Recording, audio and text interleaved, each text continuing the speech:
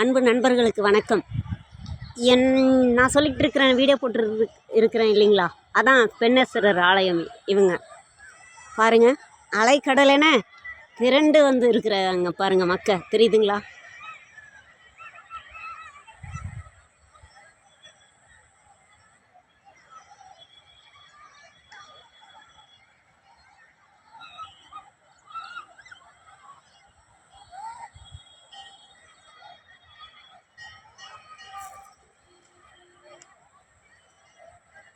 தென்பெண்ணை ஆற்றங்கரையோரத்தில் இந்த கோயில் அமைஞ்சு நிற்கிறது.